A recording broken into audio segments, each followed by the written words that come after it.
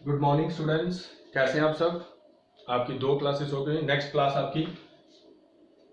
और last time हम पढ़ रहे थे, जो हमने शुरू किया था, नेक्स्ट टॉपिक क्या था आपका, इलेक्ट्रिक चार्ज। तो इलेक्ट्रिक चार्ज आपको एक्सप्लेन कर दिया गया था लास्ट लेक्चर में, आप उसको देख लें ध्यान से। सिर्फ बता रहा हूं इलेक्ट्रिक चार्ज क्या है, प्रॉपर्टी है। Electric charge is defined as a property of matter which give rise to electric force and magnetic force. इसके आगे इधर ध्यान देना, अगर हमारे पास दो सब्सटेंस है, एक है हमारे पास सब्सटेंस नंबर 1 और ये है सब्सटेंस नंबर 2, तो इन दोनों को क्या करेंगे, हम रब करेंगे। तो होगा क्या, एक में से इलेक्ट्रॉन्स निकलेंगे और दूसरे को ट्रांसफर होंगे। लेट अस सपोज दैट निकल किस में से रहे हैं, नंबर 1 में से, जा किसको रहे हैं, नंबर 2 को। निकलेंगे वहां जहां इलेक्ट्रॉन क्या होंगे, लेस टाइटली बाउंड होंगे। क्या मतलब, इलेक्ट्रॉन वहां क्या होंगे, लेस टाइटली बाउंड, उनके बीच जो बॉन्डिंग होगी स्ट्रांग नहीं होगी। और जाएंगे किसको, यहां इलेक्ट्रॉन्स क्या होंगे, मोर टाइटली। अगर नंबर 1 में से जा रहे हैं तो जाएंगे में किस में से, जहां क्या होंगे, लेस टाइटली, और जाएंगे किसको, यहां क्या होंगे, मोर टाइटली। जहां से जाएंगे इसका मतलब वहां क्या हो रही है, डेफिशिएंसी, और जहां जाएंगे इसका मतलब वहां क्या हो रहा है, एक्सेस। जहां से जाएंगे वहां क्या हो रही है, डेफिशिएंसी, और जहां जाएंगे वहां क्या हो रहा है, एक्सेस। इसका मतलब नंबर 1 सब्सटेंस में क्या हो रही है, डेफिशिएंसी, और नंबर 2 में क्या हो रहा है, एक्सेस हो रहा है। यही जो डेफिशिएंसी और excess of electron in an atom, उसी को बोलते हैं, is called charge of an atom. यही जो इलेक्ट्रॉन का कम होना या ज्यादा होना, उसी को बोलते हैं charge of an atom. Atom की बात आई तो एटम को भी मैं डिटेल में बताऊंगा। इधर ध्यान से, अगर हम दो सब्सटेंस को क्या करेंगे, रब करेंगे। लेट अस सपोज दैट 1 में से इलेक्ट्रॉन निकल रहे, जा किसको रहे हैं, 2 को। निकलेंगे उसमें से जहां इलेक्ट्रॉन्स क्या होंगे, लेस टाइटली, जाएंगे किसको, यहां इलेक्ट्रॉन्स क्या होंगे, मोर टाइटली। इसका मतलब जहां से निकल रहे हैं वहां क्या होगा, डेफिशिएंसी, और जहां जाएंगे वहां क्या होगा, एक्सेस। यही जो डेफिशिएंसी किसकी, इलेक्ट्रॉन की, या excess of electron in an atom, उसको बोलते हैं क्या, चार्ज ऑफ एन एटम। और हमारे पास चार्ज कितने तरह का है, 2 तरह का। कितने तरह का, 2 तरह का। जो बॉडी लूज करेगी इलेक्ट्रॉन, आप डिटेल में पीछे पढ़ के भी आए, कौन सा पॉजिटिव कौन सा नेगेटिव। यहां जो बॉडी लूज करेगी इलेक्ट्रॉन, उसके ऊपर आएगा क्या, पॉजिटिव चार्ज, और जो गेन करेगी उसके ऊपर आएगा क्या, नेगेटिव चार्ज। इसका मतलब नंबर 1 सब्सटेंस क्या कर रहा था, इलेक्ट्रॉन लूज कर रहा था, तो नंबर 1 पे क्या आएगा, पॉजिटिव, और नंबर 2 पे क्या आएगा, नेगेटिव। क्लियर, 2 तरह का चार्ज, जो बॉडी गेन करेगी इलेक्ट्रॉन उसके ऊपर नेगेटिव चार्ज, जो लूज करेगी उसके ऊपर पॉजिटिव चार्ज। तो ध्यान दें, जो मैं बोल रहा हूं आप ध्यान से लिख सकते हैं। When we rub 2 substances against each other, then electrons are removed from one substance and transferred to the other substance. When we rub 2 substances against each other, then electrons are removed from one substance and transferred to the other substance. Full stop. This transfer of electrons takes place from the material in which electrons are held less tightly to the material in which electrons are held more tightly. जाएंगे उसमें से जहां electron क्या होंगे, less tightly, to the material in which electrons are held more tightly. This full stop. Hence, there is deficiency of electrons in one atom and excess of electrons in other atom. Hence, comma, there is deficiency of electrons in one atom and excess of electrons in other atom. Full stop, एक line छोड़ के। यही जो deficiency और excess of electron, उसी को बोलते हैं क्या, charge of an atom. This deficiency ORR, excess of an electron, is called charge of an atom. उसी को बोलते हैं कि चार्ज ऑफ एन एटम। एक लाइन छोड़ के, हमारे पास कितने तरह के चार्ज होता है, 2 तरह का। जो बॉडी लूज करती है इलेक्ट्रॉन, उसके ऊपर क्या, पॉजिटिव चार्ज, जो गेन करती है उसके ऊपर नेगेटिव। क्लियर, देखिए, there are 2 types of charge. Number 1 लिखिए, the substance which lose the electron, लिखिए, the substance which lose the electron acquire positive charge. The substance which lose the electron acquire positive charge. Number 2, the substance which gain the electron, the substance which gain the electron acquire negative charge. Clear? Example ध्यान दें, glass rod को रब करेंगे किसके साथ? Silk के साथ। ठीक है, आप पढ़ के आए हैं, बेंजामिन फ्रैंकलिन ने कन्वेंशन दी है, जब ग्लास रॉड को रब करेंगे सिल्क के साथ तो ग्लास रॉड पे कौन सा आएगा? पॉजिटिव चार्ज, और सिल्क पे आएगा कौन सा? Negative charge. और आज के हिसाब से पॉजिटिव किसके ऊपर आता है? जो लूज करता है इलेक्ट्रॉन। नेगेटिव किसके ऊपर आता है? जो गेन करता है इलेक्ट्रॉन। तो इधर ध्यान दे, जब मैं ग्लास रॉड को रब करूंगा सिल्क के साथ तो इलेक्ट्रॉन जाएंगे कहां से? ग्लास रॉड से किसको? सिल्क को। ध्यान देना भाई, इलेक्ट्रॉन दिखेंगे नहीं। ठीक है, अब आप बोलोगे सर कैसे है, ग्लास रॉड से सिल्क से भी जा सकते थे। तो ये लास्ट वाले जो 2 लेक्चर मैंने डाले उनको डिटेल में देखें तो क्लियर आ जाएगा, सब क्लियर हो जाएगा आपको। बेंजामिन फ्रैंकलिन ने साइन कन्वेंशन सेट किया था, जब ग्लास रॉड को रब करेंगे सिल्क के साथ तो ग्लास रॉड पे आएगा क्या? पॉजिटिव, सिल्क क्या आएगा? क्या? नेगेटिव। उसी के अकॉर्डिंग आज जो हमने कंसेप्ट पढ़ा, पॉजिटिव किस पे आता है? जो लूज करता है इलेक्ट्रॉन। इसका मतलब ग्लास रॉड लूज कर रहा है इलेक्ट्रॉन, और सिल्क क्या कर रहा है? गेन। तो ध्यान रखना, जब हम ग्लास रॉड को रब करेंगे सिल्क के साथ तो ग्लास रॉड से इलेक्ट्रॉन जाएंगे किसके ऊपर? सिल्क के ऊपर। ग्लास रॉड के ऊपर आएगा क्या? पॉजिटिव चार्ज, और सिल्क के ऊपर आएगा क्या? Negative charge. जितना ग्लास रॉड पॉजिटिव होगा उतना ही सिल्क के ऊपर नेगेटिव। क्लियर? तो एग्जांपल में आप क्या लिखेंगे? जब हम ग्लास रॉड को रब करेंगे किसके साथ? सिल्क के साथ, तो इलेक्ट्रॉन ट्रांसफर होंगे कहां से? ग्लास रॉड से सिल्क को। ग्लास रॉड पे क्या आएगा? पॉजिटिव चार्ज, और सिल्क क्या आएगा? क्या? Negative charge. लिखिए एग्जांपल, लिखिए when glass rod is rubbed with a piece of silk. When glass rod is rubbed with a piece of silk, then electrons are transferred from, glass rod to the piece of silk. Then electrons are transferred from glass rod to the piece of silk. Full stop. Hence, glass rod acquire positive charge, hence glass rod acquire positive charge and silk piece acquire negative charge. Okay, ये था electric charge के बारे में। इसके बीच atom की बात आई थी तो मैं एटम की बात कर लेता हूं। ये कोई टॉपिक नहीं है, सिर्फ आपको एटम के बारे में बताना है क्योंकि इंपॉर्टेंट है। ओके, हेडिंग डाल लीजिए एटम। तो भाई ध्यान दे, एटम क्या होता है आपको पता है। ये स्मॉलेस्ट पार्टिकल है किसका? मैटर का, which can take part in a chemical reaction. तो एटम क्या है? Atom is the smallest particle of matter which take part in a chemical reaction. Clear? जो वर्ड है कौन सा? एटम। जो वर्ड है कौन सा भाई? एटम। वो आया है ग्रीक वर्ड कौन सा? एटमॉस।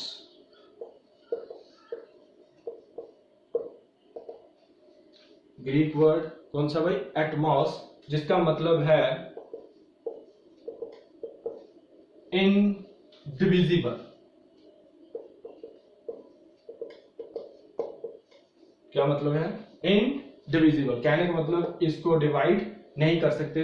ध्यान रखना, ये कब तक कहा गया था? इसको डिवाइड नहीं कर सकते। ध्यान रखना, 1897 में जे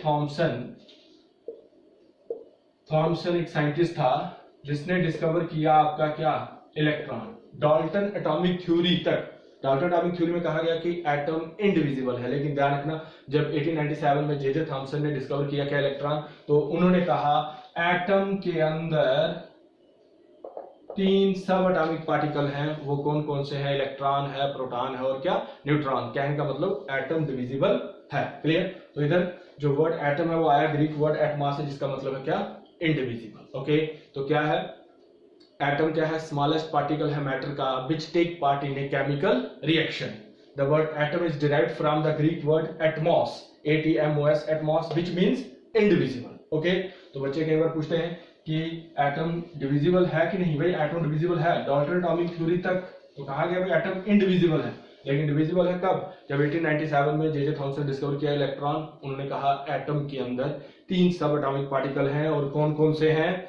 इलेक्ट्रॉन, प्रोटॉन और न्यूट्रॉन। ओके, उसके बाद एटम तो बहुत छोटा होता है, लेकिन आपको समझाने के लिए मैं इतना बड़ा एटम बना रहा हूं। ये बना दी मैंने एटम। एटम के अंदर आ गया आपका न्यूक्लियस। न्यूक्लियस में होता है आपका प्रोटॉन और न्यूट्रॉन। इसके इर्द गिर्द पहरेदारी करता है कौन? इलेक्ट्रॉन। अगर कोई आपको पूछे कि एटम के ऊपर क्या चार्ज होता, तो ध्यान रखना एटम इलेक्ट्रिकली क्या होता है, न्यूट्रल। एटम के ऊपर कोई चार्ज नहीं होता। उसके ऊपर चार्ज कब आता है, जब या तो वो लूज करे इलेक्ट्रॉन या क्या करे, गेन करे इलेक्ट्रॉन। ओके, जो साइज होता है, साइज ऑफ एटम कितना होता है, 10⁻⁻10 मीटर, और इसी को बोलते हैं 1 एंगस्ट्रॉम। ठीक है, साइज ऑफ एटम कितना होता है, साइज ऑफ एटम 10⁻10 मीटर और 1 एंगस्ट्रॉम, या कहने वाले 1 एंगस्ट्रॉम किसके बराबर होता है, 10⁻10 मीटर। ओके, जो साइज होता है न्यूक्लियस का वो होता है 10⁻15 मीटर और 1 फर्मी। ओके, प्रोटॉन और न्यूट्रॉन को इकट्ठे बोलते हैं न्यूक्लियॉन्स। प्रोटॉन पर होता है पॉजिटिव चार्ज, इलेक्ट्रॉन पर होता है नेगेटिव चार्ज। जो आपका न्यूट्रॉन होता है उसके ऊपर कोई चार्ज नहीं होता। ओके, अब प्रोटॉन पर कितना चार्ज होता है, तो ध्यान रखना प्लस 1.6 इंटू 10⁻19 कूलम। इलेक्ट्रॉन पर उतना ही होता है लेकिन माइनस 1.6 इंटू 10⁻19 कूलम। और जो न्यूट्रॉन होता है उसके ऊपर फिर आ गया नो चार्ज। क्लियर? तो एटम इलेक्ट्रिकली न्यूट्रल क्यों होता है, क्योंकि न्यूट्रॉन के ऊपर चार्ज नहीं होता। प्रोटॉन पे पॉजिटिव, इलेक्ट्रॉन पे नेगेटिव, पॉजिटिव और नेगेटिव कैंसिल, आपका एटम क्या आ गया, इलेक्ट्रिकली न्यूट्रल। ठीक है, प्रोटॉन पे पॉजिटिव, इलेक्ट्रॉन पे नेगेटिव, न्यूट्रॉन पे कोई चार्ज नहीं होता। प्रोटॉन पे कितना पॉजिटिव होता है, 1.6 इंटू 10⁻19 कूलम। इलेक्ट्रॉन पर कितना, माइनस 1.6 इंटू 10⁻19 कूलम, माइनस में होता है, उतना ही होता है लेकिन इलेक्ट्रॉन माइनस में, और no charge. Size of atom कितना होता है, 10⁻10 मीटर या 1 एंगस्ट्रॉम। साइज ऑफ न्यूक्लियस कितना होता है, 10⁻15 और 1 फर्मी। ओके, ये था आपके पास एटम के बारे में। ओके, नेक्स्ट इसी के साथ है थोड़ा सा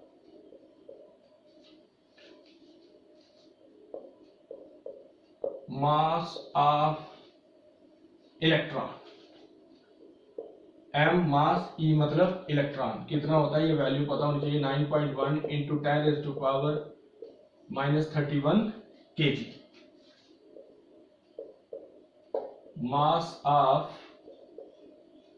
प्रोटॉन mp, m मतलब मास, p मतलब प्रोटॉन, कितना होता है 1.67262 इंटू 10⁻27 kg। और मास ऑफ न्यूट्रॉन mn कितना 1.67493 इंटू 10⁻27 kg। ये होता है mass of electron, mass of proton और mass of neutron. Mass of proton और न्यूट्रॉन में देखें सबसे ज्यादा मास होता है किसका, न्यूट्रॉन का। लेकिन जब हम इन दोनों की इकट्ठे बात करते हैं तो इन दोनों का मास हम बताते हैं 1.67 इंटू 10⁻27 kg। दोनों का हम अप्रोक्सीमेट जब मास लेते हैं तो हम बोलते हैं इन दोनों का मास क्या है, सेम। ये कुछ बातें थी एटम के बारे में, चार्ज क्या है, मास इलेक्ट्रॉन का, प्रोटॉन का, न्यूट्रॉन का, क्योंकि ये न्यूमेरिकल्स में काम आएंगे। ओके, नेक्स्ट हमारे पास ये एटम आपको एक्स्ट्रा बताया गया इसी के बीच, टॉपिक नहीं है कोई, लेकिन पता होना चाहिए इसके बारे में। नेक्स्ट है हमारे पास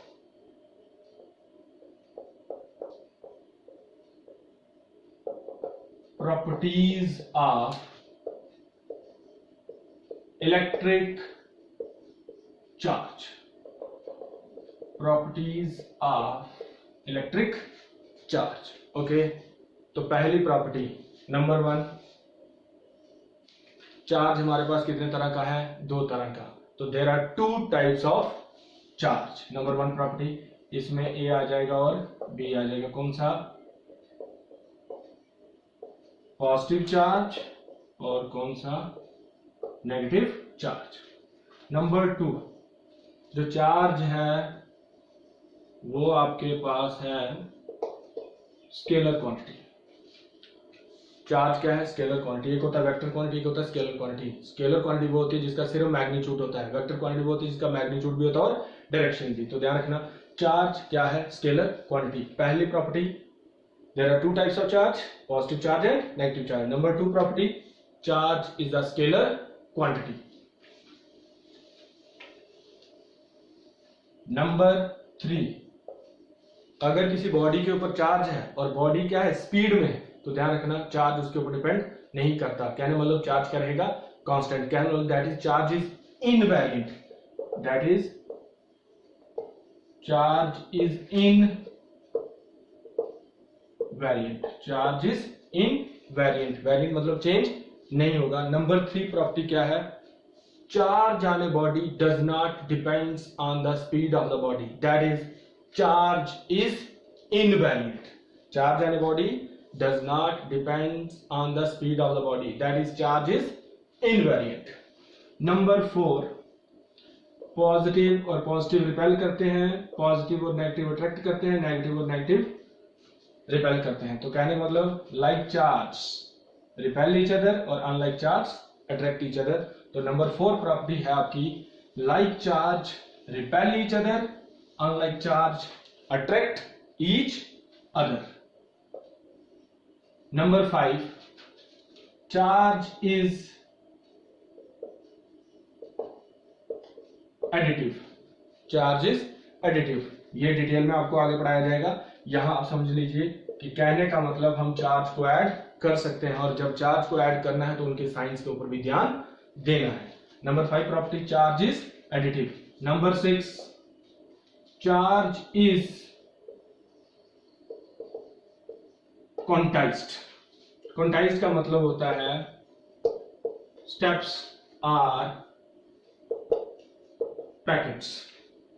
नंबर 6 है चार्ज इज क्वांटाइज्ड, स्टेप्स या पैकेट्स। तो ध्यान रखना किसी चीज का स्टेप्स या पैकेट्स में होना कहने मतलब उसकी डिस्ट्रीब्यूशन को क्या करता है, आसान बनाता है। जैसे हम दुकान पर जाते हैं, हमने टॉफियों को क्या किया होता है, रैप में डाल के टॉफी बनाई होती है, ठीक है। तो अगर हमें रुपए की एक मिलती है तो ध्यान रखना दुकानदार डिब्बे में हाथ डालेगा और एक टॉफी दे देगा। अगर वही टॉफी लिक्विड में हो तो ध्यान रखना वो 1 रुपए में आपको डिस्ट्रीब्यूट करके थोड़ी डिस्ट्रीब्यूशन क्या है, मुश्किल हो जाएगी।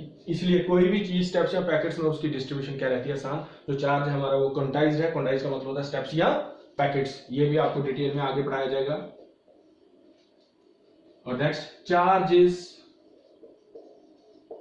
कंजर्व्ड। कंजर्व्ड का मतलब जो चार्ज है वो क्या है, कांस्टेंट। इधर अगर आप 2 सब्सटेंस को रब करते हैं, 2 सब्सटेंस को क्या करते हैं, रब करते हैं। अगर इसमें से 2 इलेक्ट्रॉन गए तो यहां आएगा 2 पॉजिटिव, इसके ऊपर आएगा 2 नेगेटिव, ठीक है। इधर रब करने से पहले अगर देखें तो इनके ऊपर कोई चार्ज नहीं है, 0 है। रब करने के बाद देखते हैं, रब किया लेट अस सपोज यहां से कितने इलेक्ट्रॉन के, 2, तो यहां आएगा 2 पॉजिटिव, यहां आएगा 2 नेगेटिव। टोटल चार्ज निकालते हैं रब करने के बाद, 2 पॉजिटिव माइनस 2 नेगेटिव किसके बराबर, 0 के बराबर। तो रब करने से पहले और रब करने के बाद चार्ज क्या है, कांस्टेंट। ये तीनों डिटेल में आगे पढ़ाए जाएंगे आपको। इधर साथ में क्वांटाइजेशन का मतलब क्या है, यहाँ ये भी समझ लीजिए, अगर यहां से 2 इलेक्ट्रॉन गए तो यहाँ 2 ही पहुंचेंगे, ये नहीं कि यहाँ क्या पहुंचेंगे 1.5। कहने मतलब जितने यहां से निकलेंगे वहां कंप्लीट डिस्ट्रीब्यूशन रहेगी, तभी चार्ज किस में है, स्टेप्स या पैकेट्स में। तो ध्यान रखना, अभी तक आपने पढ़ ली कितनी, 7 प्रॉपर्टीज, फिर से 7 की 7 बता रहा हूं, ठीक है। Number 1, there are 2 types of charge, positive charge, negative charge. Number 2, charge is a scalar quantity. Number 3, charge on a body does not depend on the speed of the body, that is charge is invariant. Number 4, like charge repel each other, unlike charge attract each other. Number 5, charge is additive. Number 6, charge is quantized. और number 7, charge is क्या भाई, conserved, ठीक है। तो आपने लिख ली 7 properties. Next 7, 8 और क्या, नहीं 7 हो गया, 7 तो हो गए हैं, 8, 9 और क्या 10। नंबर 8 है चार्ज कैनॉट एग्जिस्ट विदाउट मास। चार्ज कैनॉट एग्जिस्ट विदाउट मास कहने मतलब चार्ज का मास होता है। अभी मैंने आपको एटम पढ़ाया, इलेक्ट्रॉन प्रोटॉन उनके मास भी बताया मैंने। तो charge cannot exist without mass. Number 9, charge is a derived quantity. Number 9, charge is a क्या भाई, डिराइव्ड क्वांटिटी। आप पढ़ के आए हैं 11th में, फंडामेंटल और डिराइव्ड यूनिट्स, ठीक है। चार्ज इज अ क्या भाई, डिराइव्ड क्वांटिटी। और number 10, charge plays an important role in electricity, charge plays an important role in electricity. Number 8 क्या था, charge can not exist without mass. Number 9 था charge is a derived quantity, और number 10 था charge plays an important role in electricity. Unit number 2 में आप पढ़ोगे। Next, unit of charge, ठीक है, यूनिट ऑफ चार्ज। जो एसआई यूनिट है, SI unit of charge is coulomb. जो एसआई यूनिट है चार्ज का वो क्या है, कूलम। जो सीजीएस यूनिट है किसका, चार्ज का, वो है स्टैट कूलम ORR, या ESU, इसको बोलते हैं इलेक्ट्रोस्टैटिक यूनिट। और आल्सो कई बार पेपर में आता है कि 1 कूलम किसके बराबर होता है 3 × 10⁹ stat coulomb, 3 × 10⁹ stat coulomb. Okay, ये था आपके पास electric charge, properties of electric charge, then SI unit. तो एसआई यूनिट किसका, चार्ज का। जो the SI unit of charge is coulomb, capital C होता है, and CGS unit of charge is stat coulomb ORR ESU, इसी को बोलते हैं क्या, इलेक्ट्रोस्टैटिक यूनिट। और आल्सो 1 कूलम किसके बराबर होता है 3 × 10⁹ स्टैट कूलम। ओके, जो मैंने आपको चार्ज की 3 प्रॉपर्टी बताई है main, charge is additive, charge is quantized, charge is conserve. इनको डिटेल में कल पहले आपको सबसे पहले पढ़ाया जाएगा, conservation of charge, then quantization of charge और एडिटिविटी ऑफ चार्ज, देन उसके बेसिस पर जो क्वांटाइजेशन ऑफ चार्ज है उसके बेसिस पर आपको क्वेश्चन न्यूमेरिकल्स करवाए जाएंगे। ठीक है, यहां तक क्लियर। जो पहले 2 वीडियो डाले उनको पहले देख के फिर ये तीसरा वीडियो देखना, तभी आपको अच्छे से समझ आएगी। अदरवाइज ये सारे एक दूसरे के साथ लिंक्ड होंगे। जब भी आप देखना शुरू करो, पहला, दूसरा, तीसरा, जैसे सवाल आते चलेंगे, तो मैं इसलिए थोड़ा तेज बोल रहा हूं क्योंकि टाइम ज्यादा ना लगे, क्योंकि ज्यादा लंबा वीडियो होगा तो आपको भी परेशानी रहेगी। इसलिए आप आराम से पढ़िए, आपको डेली के बेसिस के ऊपर एक वीडियो मिलता रहेगा। Okay, thank you.